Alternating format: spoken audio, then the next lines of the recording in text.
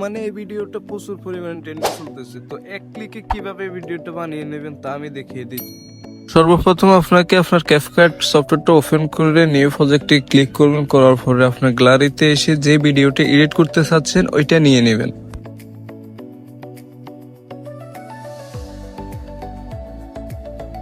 তো ভিডিওটা নিয়ে নেবেন, নেওয়ার পরে একটু লোডিং নেবে। তো লোডিং নেওয়ার পরে আপনার চাহিদা অনুযায়ী একটু ডাইন পাশে গিয়ে এটাকে একটু কেটে নেবেন, কারণ বেশি প্রয়োজনে যেতে আমি আপনাদেরকে দেখাতে চাচ্ছি, তাহলে একটু শর্ট করে এটাই ভালো, যেহেতু কেউ ধৈর্য হারা না হয়।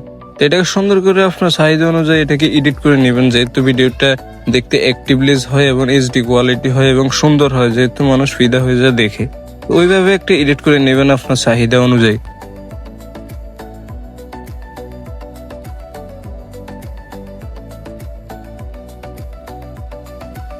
তারপরে এখানে চাইলে আপনি আপনার ফেসটাকে যে দাগগুলো আছে, স্পটগুলো আছে, ওগুলো রিমুভ করতে পারবেন এবং ত্বকটাকে অনেক সুন্দর করে নিতে পারবেন ফিল্টারের মাধ্যমে।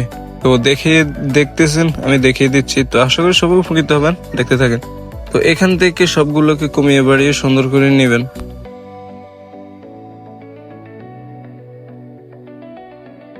তারপরে ভিডিওটাকে একটু চালিয়ে দেখবেন সবকিছু ঠিক আছে কিনা। যদি সবকিছু ঠিক থাকে, দ্বিতীয় ক্লিপে ক্লিক করে এটাকে আপনি স্লো মোশন করে নেবেন, যেহেতু ভিডিওটা এডিকটিভ হয় এবং সুন্দর হয়। স্লো মোশন করার পরে এখানে হচ্ছে মেইন পয়েন্ট, এটাকে সুন্দর করে কমিয়ে বাড়িয়ে কিন্তু সুন্দর করে নিতে হবে, না হলে ভিডিওটা আপনার হবে না।